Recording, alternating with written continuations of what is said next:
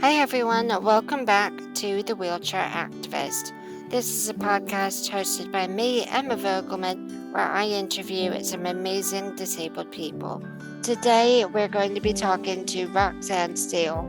Roxanne is an amazing diversity and inclusion specialist and a badass intersectional feminist. Today we're going to be talking about all things job applications to feminism, and I can't wait to jump into this conversation. Imagine I'm trying to get to a bus. I nearly said run for a bus. I ain't running for no buses. I ain't running for no one. And a bus driver doesn't put the ramps down. I'm disabled. But if that same bus driver gets out and puts the ramp down, I'm not disabled. My ability hasn't changed.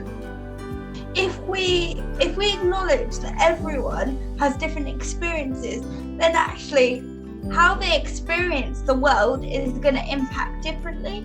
So actually it's really hard to unpick whether I face more discrimination because of my disability or my gender or any of the other labels. But what I would say is probably more discrimination towards my disability because no one else sees anything other than that.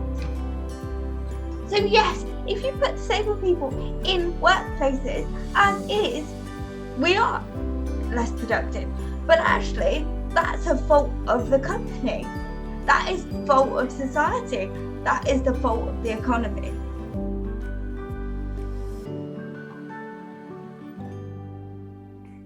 Great. Well, Roxanne, thank you so much for agreeing to come on The Wheelchair Activist and talk to us about everything to do with you and what you do. But can you start by telling our wonderful listeners a little bit about you? Of course, and first of all, I'd like to say thank you, Emma, for having me. So I'm Roxanne Steel.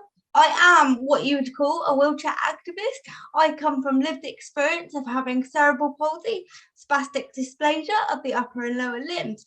And for me, that looks like using a manual wheelchair 99% of the time, as well as having support workers to enable me to remain independent, whether that be at work, when I'm campaigning, or when I'm just at home. I also use assistive technology to help me as well.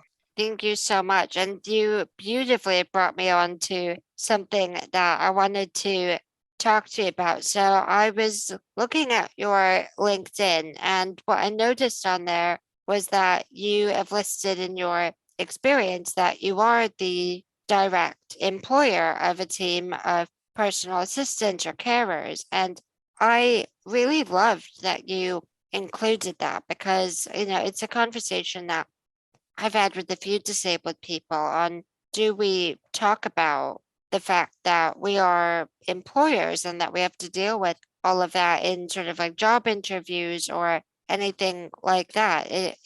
Do we feel comfortable sharing that as an experience in that setting? So I really liked that you did include it and just sort of wanted to ask what made you include that in your LinkedIn?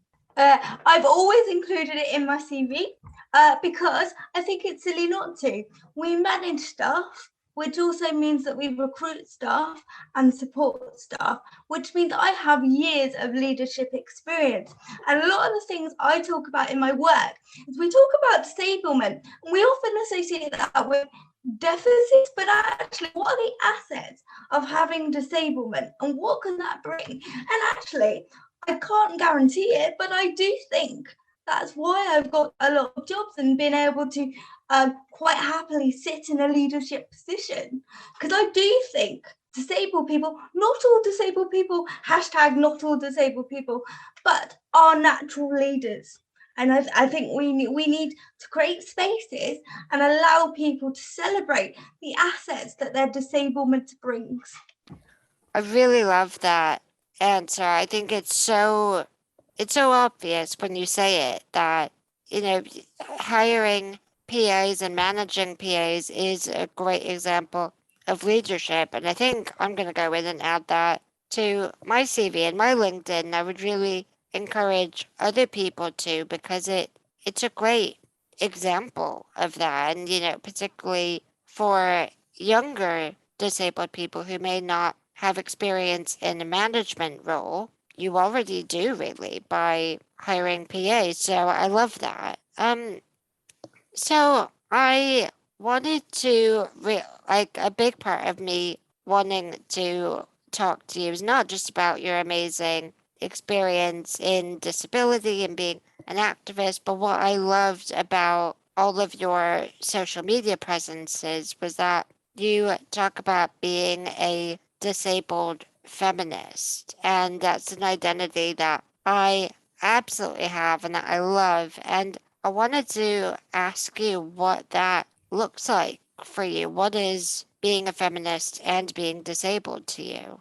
Okay, thank you for asking that question. To be honest, I've always been a disabled feminist, but I haven't always had the language or haven't felt able to identify as a disabled feminist because, for lack of a better term, who the hell am I? What am I doing? And actually, now I feel more enabled to put that on my bio. I am a proud disabled feminist. And I think it's important that we celebrate disabled people in feminist spaces. And one reason and one person that I'd very much like to shout out as to why I feel so enabled to be a disabled feminist is the Guilty Feminist. And the reason I bring it up here is I know that you have worked with Deborah as well and have found that enabling. Absolutely. I absolutely love The Guilty Feminist and I love Deborah Francis White. And I completely agree with you that she also gave me the language to talk about feminism. And I think I didn't truly understand what it was. I mean, I understood what feminism was, but I never identified with it until Deborah presented it in a really relatable way and in a way that made sense in today's world. But I'm really interested in like furthering this conversation of feminism and disability, but I have a big question that I ask all of my guests, but I'd love to know, what does disability mean to you? What does disability mean to me? Wow, that is a big question to unpick on a podcast. So I know that after I answer this question, I'm going to leave the podcast and go, I could have said this, that, and the other. And I know it's going to be one of those answers that I'm going to give you. But actually, disablement is through society. It's not myself. I'm not the person with the problem. So, okay, dial it back a bit. In my work, I talk about the models of disability and the lenses in which we view disability through.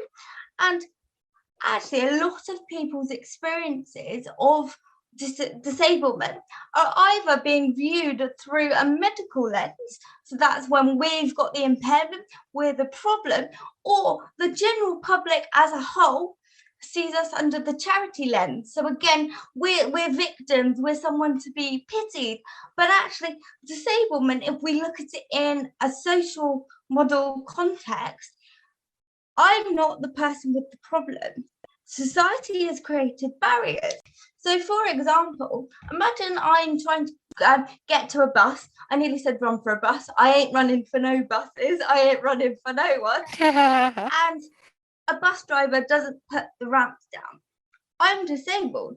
But if that same bus driver gets out and puts the ramp down, I'm not disabled. My ability hasn't changed. I think that's a perfect way of illustrating the social model. And I like that you brought up the other models of disability because it's not something that we've explored on this podcast very much. But I think it's worth sort of saying, what those other models are. And like you said, with the charity model, it's very much like we are the recipients of charity or, acts of charity. And if we also look at the medical model, that just looks at what's different about our DNA or our bodies that creates the impairment that we have. And I completely agree with you that the social model makes the most sense because it looks at access. And I love the example of the bus because it makes so much sense. If the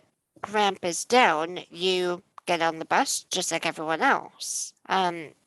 So I think that that's really interesting that you drive that home so much in your work. And I wonder, could you tell us a little bit about the work that you do? I know that you work with a variety of organizations and you're, an accessibility trainer yourself, but I'd love to learn a little bit more about what you do. Okay, so I work with diversity and ability as my main kind of core work, which is a multi-award-winning social enterprise that is led by and for disabled people. When I talk about inclusion and accessibility, I'm not just talking about disablement. We actually look at the wider spectrum of disablement put in place by diversity and potentially society, societal perception. So we're looking at the wider side of things, but obviously that does come with that level of disablement. And actually, when we talk about diversity, it's really good to talk about disablement because I think it's quite understandable how we can move that across. So in our work, we do obviously discuss like the medical model and the charity model and the social model, as I've just discussed to you. But what we also do is embrace a celebratory framework. So this is kind of another model that the team have been nothing I've worked on. They've been open for 11 years. I've only been there for a year. But they built this. And the idea of the celebratory model, and I hope DNA don't mind me saying it at all, is that everyone is unique and everyone can thrive. So yes, we can put in those anticipatory changes so we can make those physical spaces more accessible. But actually, for some people, and on some days, you can't remove barriers. We have chronic illnesses and chronic pain. So it's about looking at the proactive adjustments. So if we dial it right back to give a basic example, do you ever hear the phrase, that meeting could have been an email? Yeah.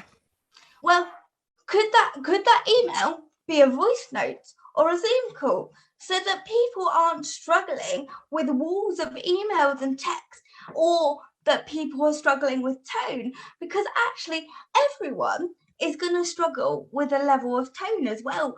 I believe after the pandemic, we are currently in a pandemic, but after the pandemic, because of tonal indicators, we're communicating through these technical surfaces, but actually there's no tone.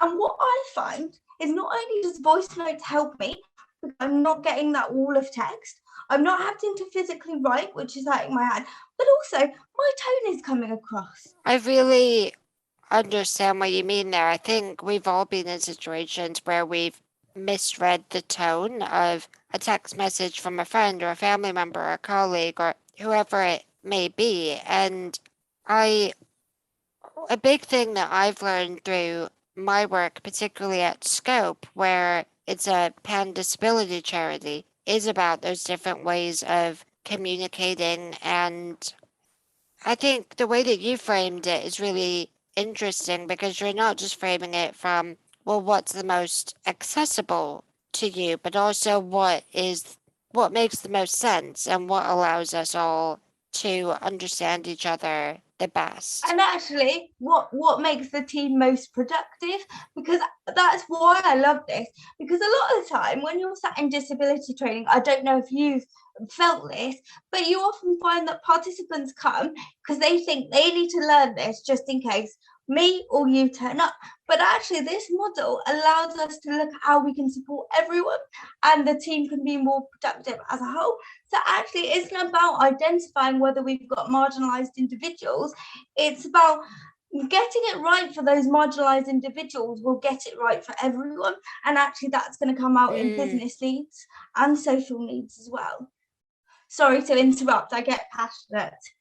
No, please do. I think that that was perfectly said. And I think if we're looking at productivity, I think that that's it's such a buzzword, but I think, I don't know if you remember this, but I remember a few years ago, the Chancellor of the Exchequer at the time was Philip Hammond, and I can't remember the exact comment, but he made a comment about how having disabled employees negatively impacts productivity.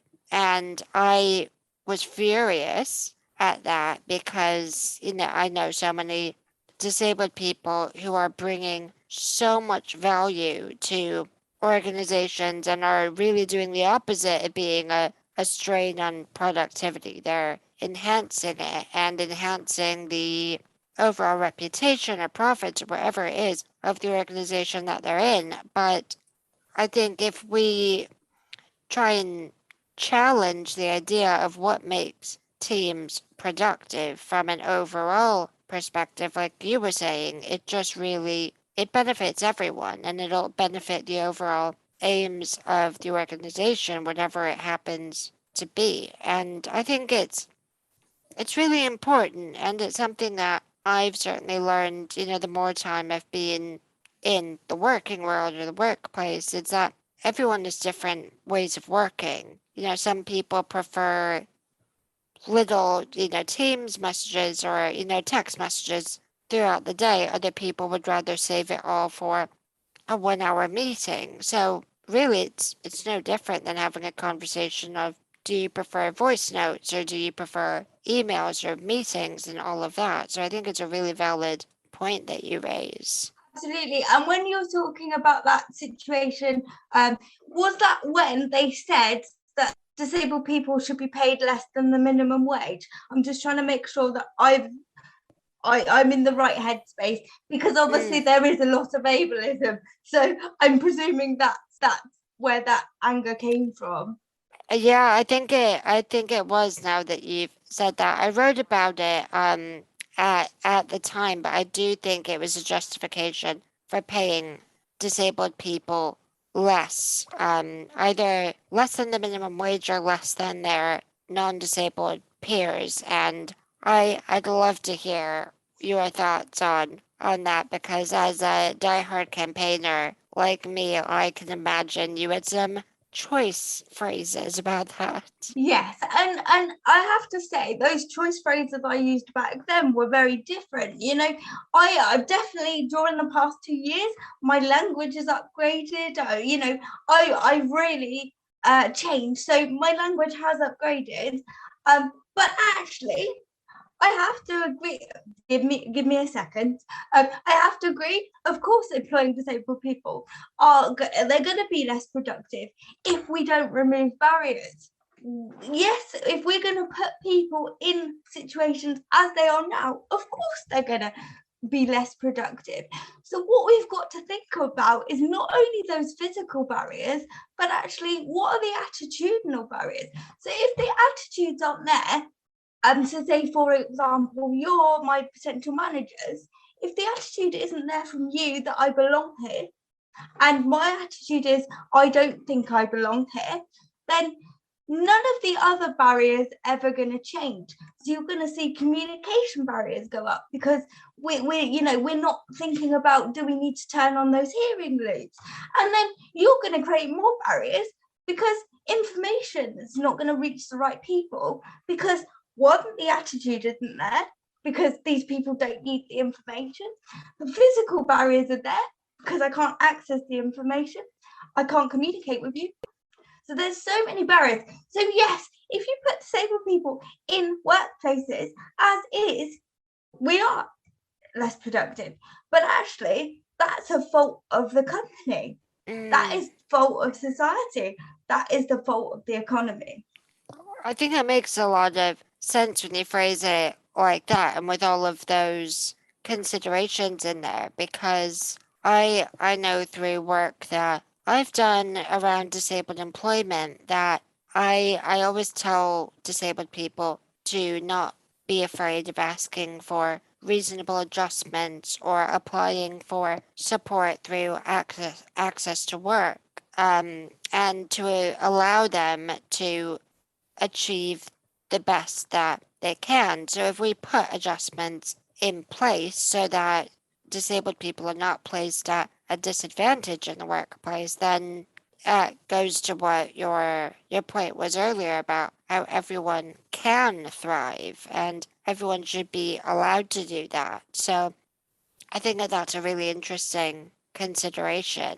And I'm interested in asking you this because you've said about your language and your knowledge changing over time in terms of, identifying as a feminist. But I want to know, when you were growing up, who were your role models? That is actually a harder question than any of the other theories and things that you've thrown at me, because I'm not one of these people that has just one person, because I think we should take our views from multiple people and take elements of people that we like, because actually no whole person is perfect. But I have to say, one of my role models is my father. I was brought up by a single young dad who obviously had to work a lot and support a young female child with complex medical issues. He taught me, without kind of realizing and in hindsight, that actually gender role doesn't matter, societal expectation doesn't matter. What you need to get out of life matters. And as long as you are doing things in the right way and not hurting anyone, then it shouldn't matter what your gender is, what your role is, what the expectation is. And actually, also, what that taught me, in hindsight again, is how many barriers other people face. So I'm quite happy to sit here and talk about my barriers, but actually, in the 90s or early 2000s, if you like, going into it, the idea of a male person looking after quite a complex female and not giving up their job was like, I don't understand. Because my dad had to work early, so he'd often have to leave, and we'd ask social services. Well, he would ask social services, can we have some support in the mornings? Well, no, we can't provide support till 8 o'clock. Well, actually, my dad's job couldn't start at 8 o'clock. So it often meant that we'd have to get up early, then I'd have to be dropped off at a neighbour's.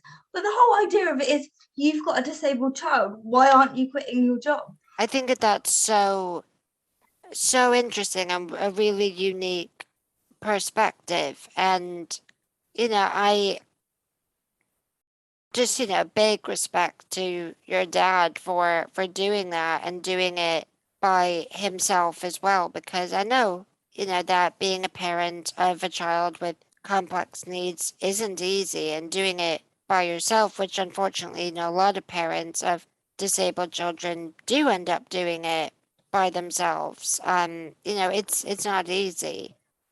And I think that that's so interesting as well, that you had that experience with social services and sort of them not understanding that, your family needs were what they were, and they really needed to adapt to you as opposed to you and your dad adapting to what they were able to provide. But I think that it's a really unique perspective, and I'm really glad that you shared that. Because I think a lot of people will resonate with the fact, if we have any parents listening to this, they'll probably really resonate with the, should I or do I need to quit my job to look after my disabled child? But then how do I afford what the basic family needs are, let alone, the disability price tag that we have, which for people who aren't familiar with that term, it's a term that Scope uses a lot. And the disability price tag is the amount of money that a disabled person or a family with a disabled person has to pay every month to achieve the same standard of living than, to a non-disabled person. And that price tag is currently at around £583 a month. So, it's a huge amount of money that we have to pay for extra expenses just to achieve the same standard of living. So, it's not possible for people to, for parents to not work at all. Yes, and obviously, while we're not here to talk about parents and things like that, I do think it's quite a relevant point to bring up that while we're talking about barriers to the workplace, what barriers are carers and people with caring responsibilities facing? So actually, you might be creating generations or pockets of families that actually face barriers. Yeah, I think that's an incredibly valid point, and I don't think that the role of carers, particularly, unpaid family carers, is given the recognition that it deserves. And I could sort of go on about carers allowance and things like that, but I think that, for another time maybe, and maybe if we, if I end up interviewing a parent, that would be something to bring up. But I'm so glad that you did mention your dad and, the decisions that you all had to make as a family. But I want to sort of flip the conversation slightly. We've talked a lot about barriers and particularly in the workplace, but I'd love to know from you, what is something that you're most proud of? That's really hard. As a person, as I'm sure many of you listening, that really struggles with imposter syndrome, asking me that question is really hard. And I'm going to detour a bit because I think it's relevant. It's interesting that you use that phrase because in The Authority Gap, a new book by Mary, I'm sorry I've forgotten her name, I will confirm that later with you, and hopefully Emma can put something in, Of course. said we should stop asking candidates what they're most proud of when we go for job interviews, because what that does, and it is a bit of a detour, but I found it interesting, is create space for mostly non-marginalized people to celebrate what they're proud of, and actually create space for people that actually do face imposter syndrome and marginalization to feel inadequate. That's really interesting. And I have to admit, when I was asking you that question, I anticipated you bringing up imposter syndrome because I know that that's something that you identify with. And I think a lot of disabled people identify with, that feeling of, I'm not good enough to be here, or I don't deserve this recognition, or, those types of feelings. And I know that I've certainly had it and, still have it a lot, where you think, like you said earlier, who am I to be doing this? Who am I to be hosting this podcast, even on, interviewing other disabled people? But I'm choosing to do it because I think it's important and I want to recognize other disabled people and their achievements. So, but I do really understand what you're saying about making people with imposter syndrome feel uncomfortable. So, I suppose what's the question that then interviewers should be asking? Oh, I should have thought about that before bringing up the question because I've kind of tucked my. I would say, how could you be an asset to our company? So rather than Ooh. looking at culture fit, because I hate that, because actually culture fits bring in groupthink and nothing changes. But how can I complement or be an asset to your culture and to your team?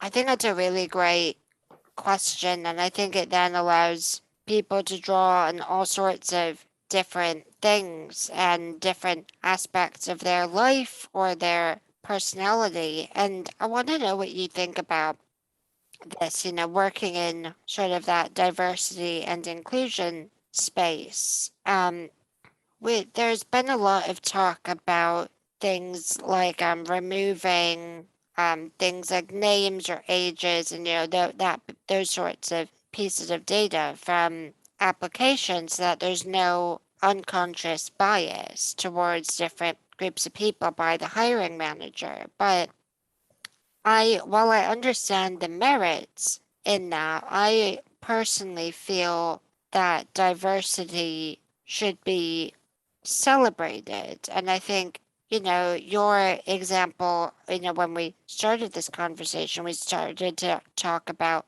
you putting the fact that you're an employer of a team of carers on your CV and on your LinkedIn. So, by including that, you're sort of demonstrating your disability, if that makes sense. So, do you think that sort of that doing away with those pieces of data is the right move, or should we be drawing on people's differences because they should be celebrated? I realize that's a huge question. Yes, I was going to say, I was literally unpicking that question in my head. Okay, so blind CVing. It is something that we recommend as an option. It is something that you can do. I think it's important because probably me and you understand about blind CVing, but if I just pull it down a little bit for the listeners, blind CVing is the idea that if you remove, for example, names or institutions where you have been educated, as an example, that's going to stop a level of discrimination, whether that's be discrimination consciously or unconsciously. For example, ethnic sounding names are more likely to be unconsciously removed or even consciously removed because because of any stigma, but actually it's through the manager's fear of not being able to pronounce it, spell it and get it right, and that's a lot of the problem, people's fear.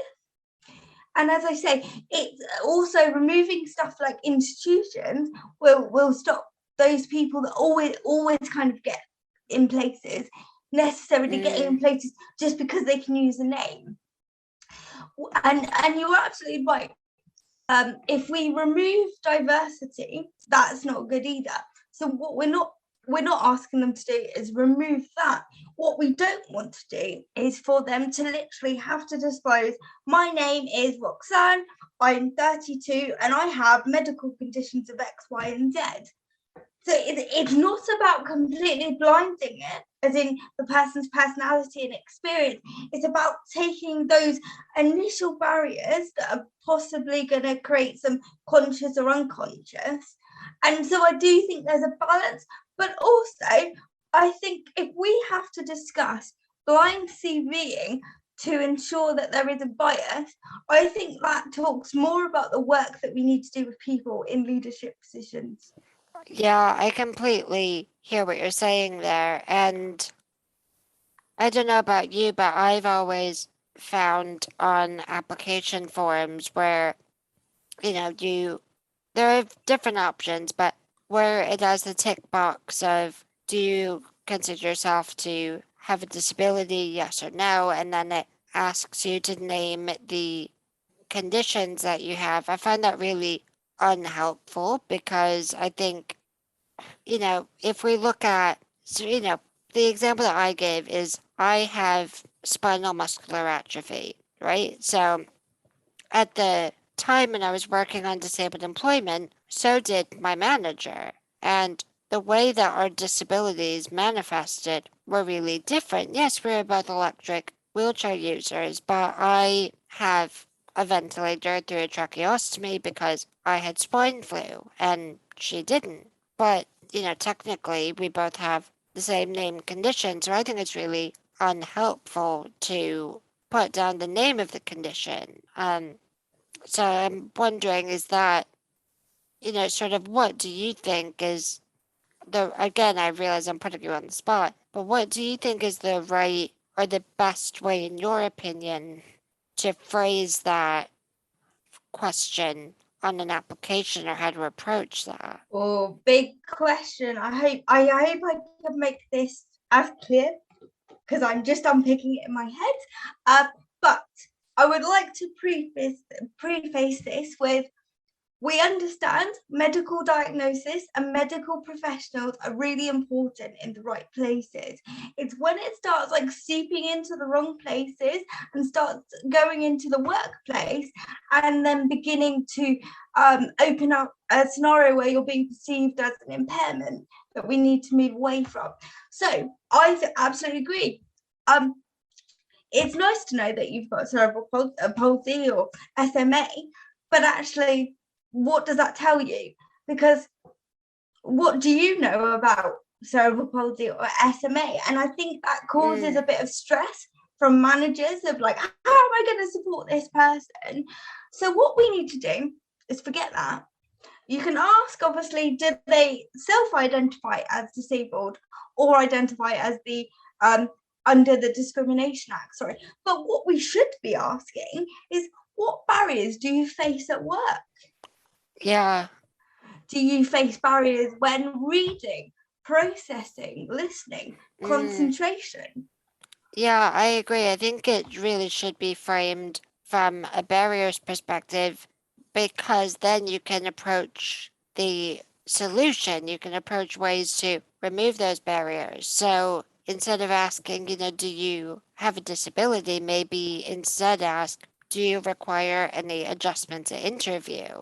Or, for in the workplace, wherever it is that you want to ask, but come at it from that perspective, I find much more useful. I totally agree with you that we need to look past the medical definitions, but I just want to preface that the medical conditions and the need for medical diagnosis isn't a bad one. It's when we move it into the workplace that it becomes a problem. What we need to start thinking about is, again, everyone, and looking at asking what barriers do you face in the workplace, so we can start identifying barriers and start removing them, whether that be those attitudinal barriers, whether there's communication, physical barriers, whether someone could possibly benefit from assistive technology. Yeah, I completely agree with you there. I think it's so important to ask everyone because everyone will need some type of adjustment or to approach their workday in different ways. If we didn't, we'd all be, robots. Everyone is a unique person and everyone has, different situations and circumstances that impact them in the workplace. So let's frame it from how can we support everyone.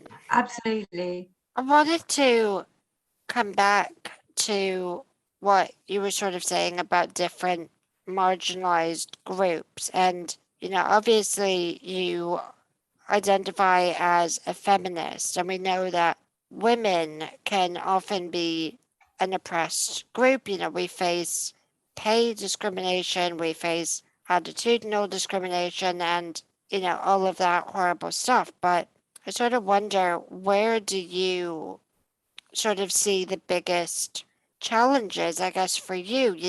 Do, do you feel that some of the discrimination that you faced is more informed by disability or by your gender or sort of, yeah, what's your experience been of that crossover? Oh, interesting. And thank you for setting me up for my favourite subject, intersectionality. So I really appreciate that. Thank you.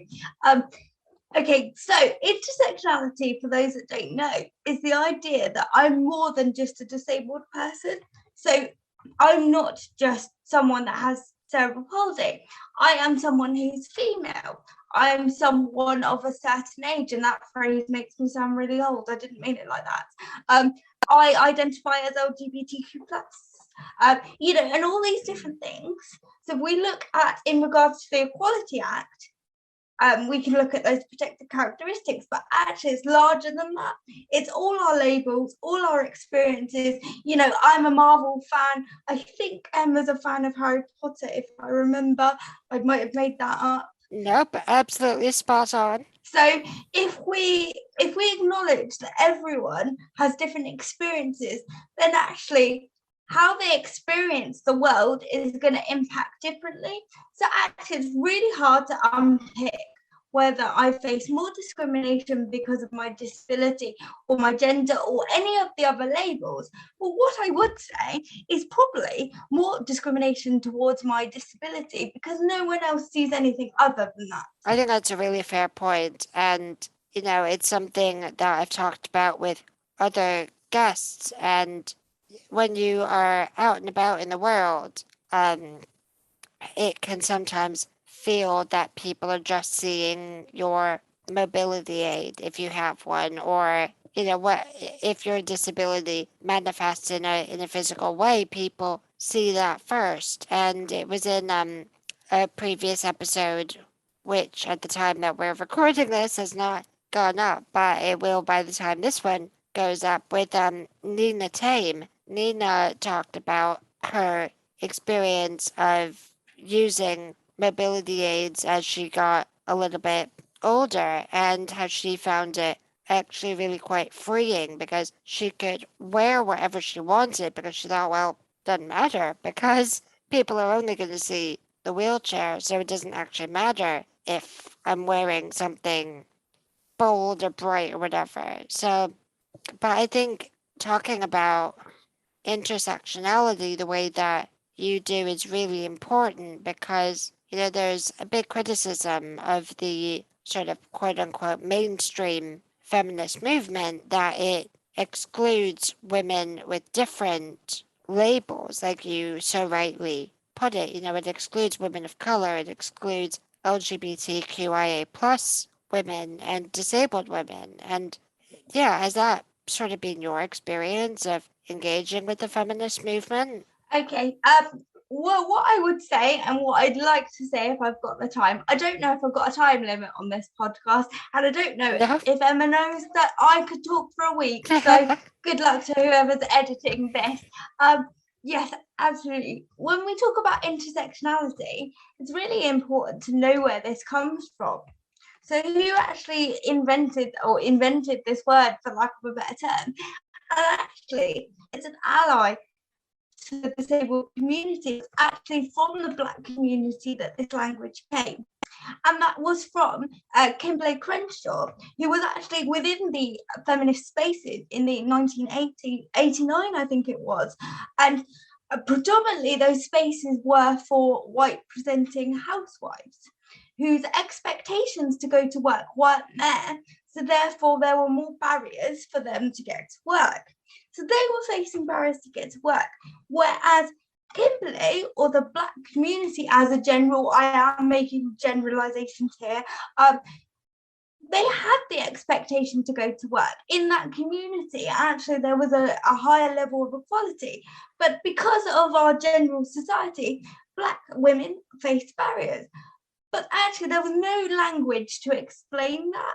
And that's why Kimberly came up with this language to explain that actually we might have the same wants and things like that, but actually they might come from different reasons. And I think that's really important to talk about in feminist spaces, because actually who can be an ally in any sort of campaigning? For example, I might want to campaign, this is a big generalization, to make curbs more accessible, drop those curbs. Well, the disabled community can help me, but also who else can help me? Possibly mums with prams. So we can think about how we can help each other. So while you're most likely to intersect with disablement at any point in your life rather than race, it was our allies that gave us that language. And I recently published a post on LinkedIn to that effect. I know you've been looking at my LinkedIn.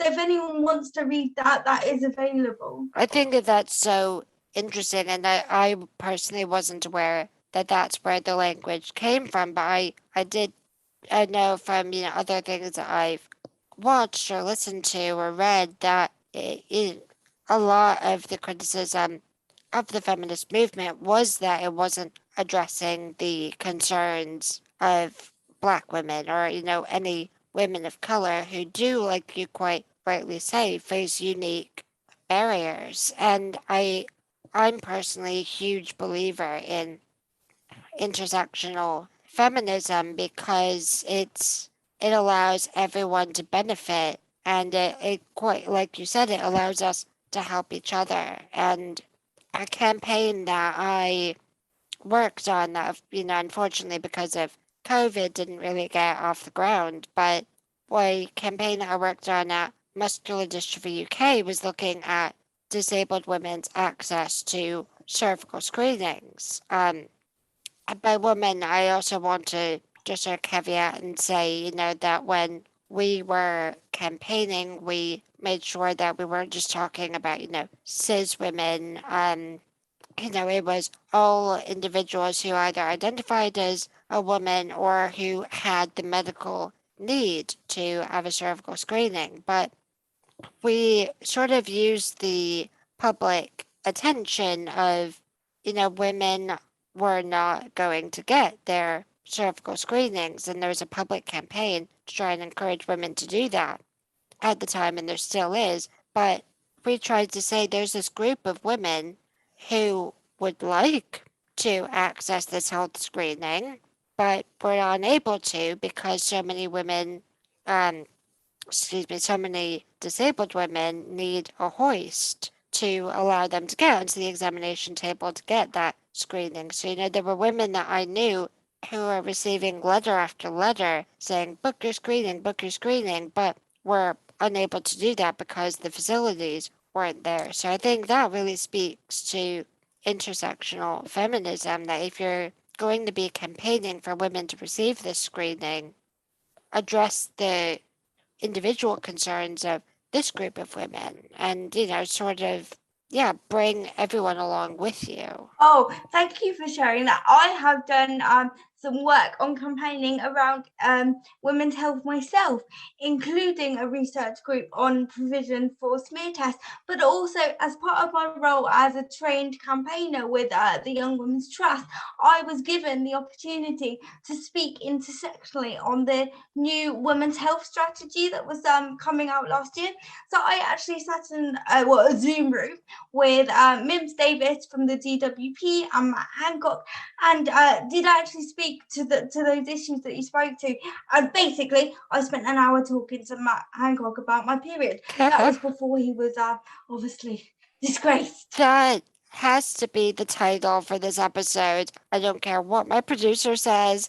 That has to be the title for this episode. I spent an hour talking to Matt Hancock about my period. I think that that's amazing. And I love that you were given that platform, though, because disabled women need to be included in discussions about women's health. So I'm so pleased that you were able to do that. Absolutely. And that brings me back to the second part of your question earlier. I didn't answer because I tangented. How welcome did I feel in feminist spaces? To begin with, and this is very much on my own attitude, not very welcome. I didn't even put myself out into spaces to do that. And as I say, it might feel like we're sponsored by Deborah, but we're not. It was actually Deborah putting a call out before COVID about the joyful resistance to supporting refugees. And again, I posted in my post about intersectionality, I spoke about how I think actually one of the headings I use is what the hell am I doing here? I don't belong here, sort of feeling. And actually, once I was in those spaces, Deborah and the whole group of people made me feel very welcome. And maybe it was my own attitudinal barriers. And it was from that my confidence grew, that I actually applied to train as an activist with the Young Women's Trust. So yes, the in spaces I've been in have been very welcoming, but actually what wasn't welcoming and what caused the barrier was potentially my own attitude. But I do know that not all feminist spaces are created equally or as accessible or as welcoming. And that is why I really want to praise the Guilty Feminist as well, for all the support that they give. Yeah, completely agree. I think the Guilty Feminist is sort of in my opinion, is the gold standard of intersectionality. I remember this one episode in particular that Rosie Jones was on, and actually Ellen Jones was on as well, who's another amazing disability rights campaigner and talks a lot about the intersectionality of being disabled and being LGBTQIA plus. And what I loved was they talked about representation and the fact that this was an episode where they had two queer disabled women on, and it was sort of the most represented that those two individuals had ever really been. And this is often a little bit of a tangent as well, but in the episode, Rosie Jones did a stand-up routine where she was discovering her sexuality and had to Google, are there any other gay, like, can you be gay and disabled?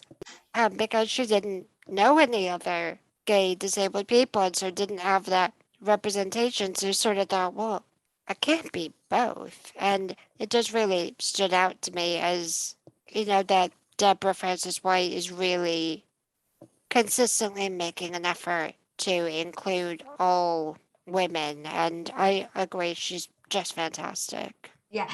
Thank you. As I say, I hope you don't think that I'm sponsored. I'm really not. I'm not trying to suck up. It We is wish. a genuine experience. Yes.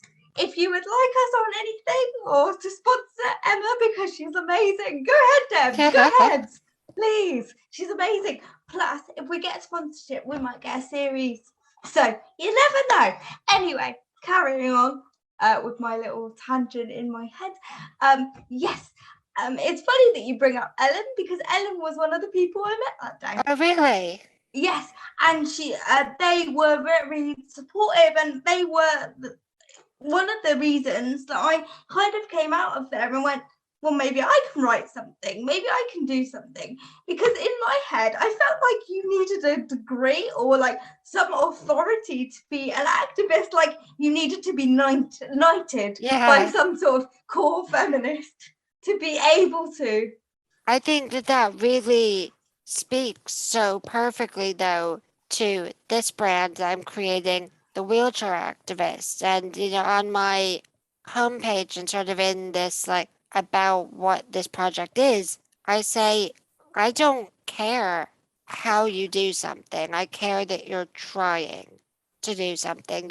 If you are a disabled person who, for so many reasons, can't go out and lobby in the in parliament or march in a protest, then that's fine. But let's look at the ways that you can get your perspective out there because it deserves to be heard. And for you, realizing that you can write and that you were able to be part of that incredibly important discussion through Zoom. Obviously, that was, a hallmark of the pandemic. Oh no, I was actually I was sorry. Were you talking about Matt Hancock or Matt Hancock initially. Yeah, that was Zoom. Sorry, I was going to correct you and I didn't need to correct you. My head was in a different space in our conversation. That is a neurodivergent tangent. Well, neurodivergent pattern pending because I'm trying to get a diagnosis. But I think actually tangents are an asset that neurodiversity brings, and that really helps with stuff like podcasts. Just plugging. No, plug away. I think it's so important that you raise that. And at the beginning of this conversation, before I recorded, I said, I want this to be a free flowing conversation. And I love the tangents that we've gone down in this because I think that they're so valuable and they're so interesting. And I don't want this podcast to be a, question and answer type of thing because I feel you get so much more value from the questions that I haven't got written down on my phone, as helpful as those are and how interesting they are.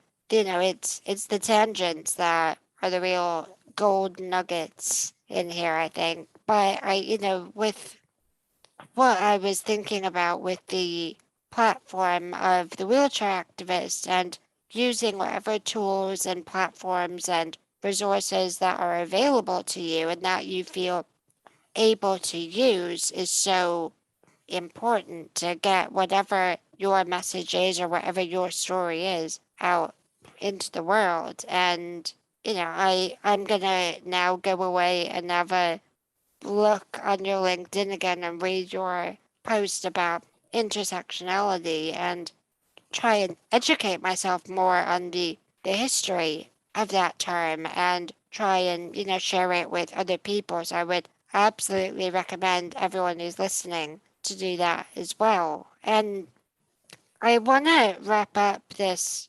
conversation by asking you another big question. But my question is, what advice would you give your younger self and to others like you? That is a big question. I have two things. One, I would say is not your fault. Anything that has been told has been your fault. Impairment, the fact that you bought the nothing is actually your fault or your responsibility. That wasn't helpful. And I would tell my younger self, be yourself now, because this is the only time to be it. And actually, people are going to judge you whether you are yourself or not. I think that that's really important advice. I think that it can sometimes take a bit of time to feel comfortable in who you are and to discover who you are. But I know from my experience that, the longer that you don't represent sort of your whole self, the longer you'll feel that you're not doing everything that you can for the communities that you're in and that you want to help. So I love that. And I think really I want to hammer home your point about it's not your fault. And I think that really speaks to the social model of disability. You didn't, if, presuming you're a wheelchair user, but you didn't put those steps there. You didn't choose not to put in a ramp. So why is it your fault or your responsibility that you can't access that building? I think we do feel that we're the problem, we're the burden all the time. And I am so pleased that you said that it's not your fault, because I want other people to hear that. And I think that the more we say it, the more we'll believe it ourselves, and the more that we'll start to believe it when we're out and about in the world. May I say one more thing? Because I would really like to say this. Please. Just because I get a lot of feedback that everyone's like, oh, you're so confident, you speak, and I wish I could do that. I promise you, I'm sat here faking it until I make it. I'm not confident. I don't know what I'm doing. I couldn't believe Emma messaged me, and I even think I checked whether, are you sure? So if you think, oh my God, I couldn't do what Roxanne does, you can, because all I do is fake it and then work out how to make it into a real thing as I go along, because it's the only way you're going to do it. I am a perfectionist, and actually turning 30 in lockdown has taught me that actually for something to be perfect, it has to start, and that means it's not perfect. I think that that's such valuable insight, and I think a lot of people will resonate with that, that feeling of being a perfectionist and wanting it to be great, but unless you start it, you don't know if it's going to be great or if it's going to be terrible. And you did ask me if I was sure that I wanted you on the podcast, and I thought, well, yeah, because you're a amazing campaigner, and I want to talk to you about feminism because it's such a big part of who I am, and I want other people to learn from it. So no, I absolutely wanted you on. I'm so glad that you agreed and that we've managed to have this conversation, because I've learned loads from you in just this past hour, and I really hope that other people will as well. So thank you so much. Thank you. Thank you so much for listening to this episode of The Wheelchair Activist with Roxanne Steel. I learned so much from her and about the history of intersectionality. I really hope that you got something from it too. Before you go, I just want to remind you that we do have a GoFundMe and a Patreon set up for this podcast.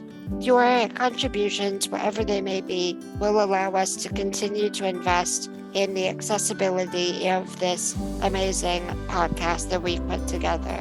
We're working with the podcast producer and doing regular accessibility audits of the website. If you can contribute anything, that would be fantastic. And if not, feel free to give this a share, and maybe that rich uncle will come through and donate to this amazing project. Speak to you very soon.